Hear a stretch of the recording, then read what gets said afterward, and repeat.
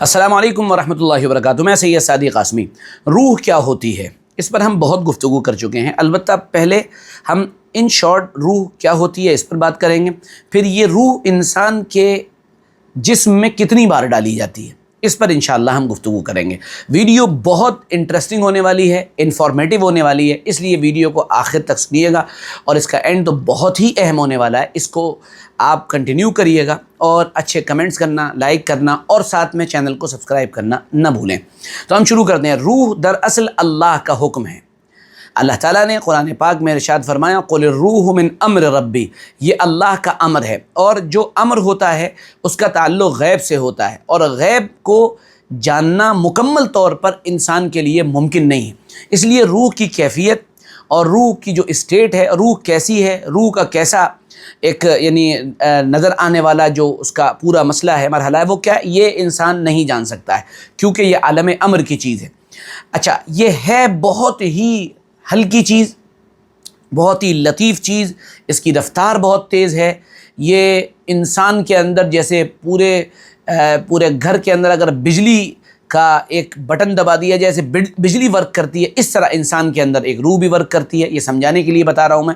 الغرض بہرحال یہ بہت ہی ایک طاقتور چیز بھی ہے، بہت لطیف چیز بھی ہے، بہت ہلکی چیز بھی ہے۔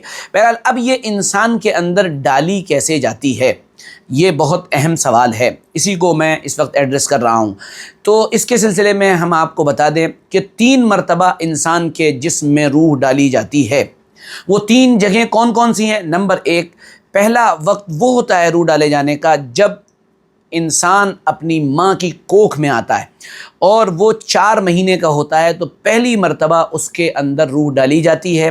جب روح ڈالی جاتی ہے تو آپ ایسی مستورات سے یا عورتوں سے پوچھیں، بچے کے اندر موومنٹ شروع ہو جاتا ہے، تو اس سے اندازہ ہو جاتا ہے کہ بچے کے اندر روح ڈل چکی ہے۔ یہ پہلا موقع ہوتا ہے جب بچہ روح کے ساتھ ایک طرح سے کنیکٹڈ ہو جاتا ہے، یہ پہلا موقع ہے۔ نمبر 2، دوسرا موقع وہ ہوتا ہے جب انسان پر روح قبر کے اندر ڈالی جاتی ہے، یعنی جب انسان مرتا ہے دنیا کے اندر، جب انسان کو موت آتی ہے، موت کے وقت انسان کی وہ روح جو 4 مہینے کا جب وہ تھا، جب ڈالی گئی تھی، اس موت کے وقت اس کو نکال لیا جاتا ہے۔ جب موت کے وقت اس کو نکال لیا جاتا ہے تو اب وہ مکمل طور سے نہیں نکلتی، کچھ نہ کچھ اس کا انش انسان کے جسم میں باقی رہتا ہے، یعنی کچھ نہ کچھ کنیکشن باقی رہتا ہے۔ یہ ہم نہیں بتا سکتے، اس کی کیفیت ہمیں نہیں معلوم کہ وہ کتنا باقی رہتا ہے، اس کا یعنی کیا طریقہ کار ہوتا ہے، واللہ اعلم بالصواب، اللہ ہی اس کی صحیح صورتحال کو جاننے والا ہے۔ اگر یہ بات آپ کو سمجھ میں آ گئی ہو تو میں ایک مثال سے اور سمجھا رہا ہوں آپ کو۔ دنیا میں ہر جگہ ہوا موجود ہے، ہوا جہاں نہیں ہے ایسی کوئی جگہ نہیں ہے۔ آپ ایک بوتل کو دیکھیں گے، جیسے میرے ہاتھ میں مان لیے یہ بوتل ہے، اگر میں اس بوتل کو پورا بالکل پچکا دوں تو اس کے اندر کی جو ہوا ہے وہ نکل جائے گی، لیکن پھر بھی کسی نہ کسی جگہ اس کے اندر ہوا کا کوئی ذرہ ضرور باقی رہے گا۔ اگر ہوا نہیں رہے گی تو یہ بوتل پھٹ جائے گی۔ تو بہرحال انسان جب مرتا ہے تو روح نکل تو جاتی ہے، لیکن کچھ نہ کچھ ٹچ باقی رہتا ہے۔ جب یہ قبر میں پہنچتا ہے تب وہ دوسرا موقع ہوتا ہے جب اس کے اندر روح ڈالی جاتی ہے، اور جب روح اس کے اندر ڈالی جاتی ہے تو وہ روح جو ہے ڈلنے کے بعد سوال اور جواب دینے کے لائق ہو پاتا ہے، یعنی اس سے سوال کیا جاتا ہے۔ وہ سوال کامن ہے جو آپ جانتے ہیں، من ربک، تمہارا رب کون ہے، وما دینک، تمہارا دین کیا ہے۔ اور بعض روایات کے اندر آیا ہے کہ حضور پاک صلی اللہ علیہ وسلم کی شبیہ دکھائی جاتی ہے کہ یہ کون ہے، تم انہیں جانتے ہو؟ بندہ جناب رسول اللہ صلی اللہ علیہ وسلم کا جو عاشق ہوتا ہے اور وہ گویا کہ آپ صلی اللہ علیہ وسلم سے محبت کرتا ہے، تو وہ فوراً بتا دیتا ہے کہ یہ محمد الرسول اللہ صلی اللہ علیہ وسلم۔ یہ سوالات ہوتے ہیں، لیکن ایک بات یاد رکھنے کی ہے، یہ جو روح ڈالی جاتی ہے اس کا تعلق جسم سے اتنا نہیں ہوتا جتنا دنیا کی زندگی میں انسان کا جسم اس کی روح سے تعلق رکھتا ہے۔ بہرحال یہ دوسرا موقع ہوتا ہے جب انسان کے اندر یہ روح ڈالی جاتی ہے۔ اچھا، تیسرا موقع ایک اور آتا ہے جس وقت یہ روح ڈالی جاتی ہے، یہ قیامت کا دن ہوگا۔ اب یہ جو قیامت کا دن ہوگا اس میں جو روح ڈالی جائے گی یہ بالکل پرفیکٹ کنیکشن ہوگا، اور یہ دنیا کی طرح سے ہوگا، بلکہ شاید دنیا سے بھی کچھ تھوڑا سا زیادہ ہوگا۔ فَبَصَرُكَ الْيَوْمَ حدید، قرآن نے کہا انسان کی آنکھیں تیز ہو جائیں گی، وہ بہت دور تک دیکھنے لگے گا، اور ایک عجیب و غریب قسم کا کنیکشن ہوگا۔ جیسا کہ ہم آپ کو پہلے بتا چکے ہیں کہ ہم روح کو مکمل طور پر ڈیفائن نہیں کر سکتے ہیں، البتہ ایک بات ضرور ہے کہ روح جو ہے پیدا جب ہوئی ہے پیدا ہونے کے بعد سے ختم نہیں ہوگی، وہ ہمیشہ باقی رہے گی۔ یعنی میرے اندر جو میری شخصیت ہے، میرا جسم ختم ہو سکتا ہے لیکن میری شخصیت جو ہے، جو روح سے ڈیفائن ہوتی ہے، وہ کبھی ختم ہونے والی نہیں ہے۔ وہ کسی بھی جگہ جا کر ٹھہرا دی جائے، وہ ایک نہ ایک دن جو ہے پھر میرے جسم کی طرف لوٹائی جانی ہے۔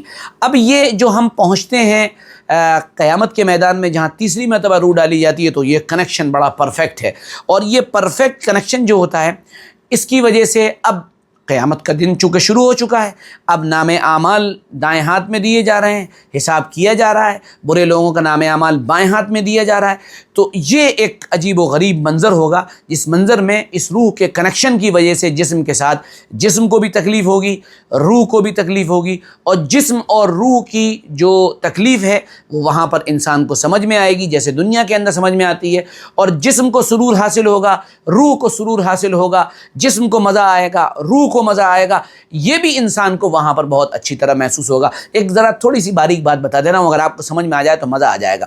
دیکھیے جتنے بھی گناہ ہوتے ہیں نا، ان گناہوں کا تعلق جو ہے وہ کمینگی سے ہوتا ہے، اور کمینہ پن جو ہوتا ہے، یعنی جو نچلی حرکتیں ہوتی ہیں ان کو نچلی حرکتیں کہا جاتا ہے، سفلی حرکتیں کہا جاتا ہے، وہ نیچے کی طرف سے ہیں، نیچے جاتی ہیں، اور روح انتہائی اعلیٰ چیز ہے، وہ اوپر کی طرف جاتی ہے، وہ آسمان کی طرف جاتی ہے۔ تو جتنے اچھے اعمال ہیں وہ سب اوپر کی طرف جاتے ہیں، الیہ یصعد الکلم الطیب، اللہ ہی کی طرف کلمہ طیب یعنی اچھی باتیں جاتی ہیں۔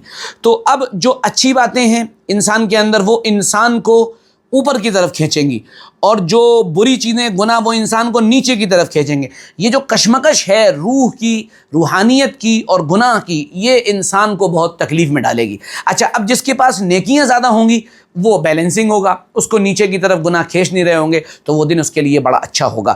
تو روح اور روحانیت اگر آپ سمجھ گئے ہوں تو پھر اس سلسلے کی آپ ایک آخری بات سنیں جو آپ کو پوری طرح سے اس پورے مسئلے کو ڈیفائن کر دے گی، اس پورے مسئلے کو ڈسکرائب کر دے گی۔ اور وہ بات کیا ہے اس کو سمجھ لیجیے، وہ یہ ہے کہ جو پہلا مرحلہ ہوتا ہے جہاں روح ڈالی جاتی ہے، اور جو آخری مرحلہ ہوتا ہے جہاں روح ڈالی جائے گی قیامت میں، یہ دونوں تعلق تو جسم کے روح کے ساتھ پرفیکٹ ہوتے ہیں۔ یعنی جیسے میں بیٹھا ہوا ہوں، اب مجھے کوئی بھی تکلیف پہنچے گی تو وہ میرے جسم کو بھی پہنچے گی، میری روح کو بھی پہنچے گی۔ قیامت میں بھی ایسا ہوگا، میرے جسم کو بھی پہنچے گی، میری روح کو بھی پہنچے گی، یہ بالکل طے شدہ بات ہے۔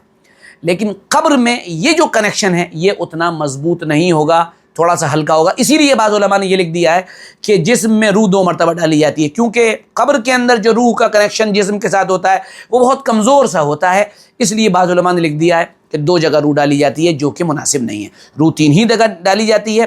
اگر ہم اس بات کو سمجھ گئے ہوں تو پھر ہمیں مرنے کے بعد کی زندگی کا عذاب و ثواب بھی سمجھ میں آ جائے گا۔ اگر ہم اس بات کو کلیئر کر چکے ہوں تو ہمیں یہ بات بھی سمجھ میں آ جائے گی کہ روح کا جسم کے ساتھ تعلق کیسا ہوتا ہے۔ میں ایک مثال لے کر بات پوری کرتا ہوں آپ کو بہت زیادہ اس سے انٹرسٹ بھی آئے گا اور بات بھی پوری طرح واضح ہو جائے گی۔ میرے برابر میں یہ بجلی کا بٹن لگا ہوا ہے، بجلی کے بٹن کو جیسے ہی میں دباتا ہوں آپ دیکھتے ہیں پورے کمرے کے جو قمقمے ہوتے ہیں، بلب ہوتے ہیں، اور جتنی بھی جو ہے ٹیوب لائٹس ہوتی ہیں، جو بھی نائٹ بلب ہوتے ہیں، وہ سب ایک دم روشن ہو جاتے ہیں۔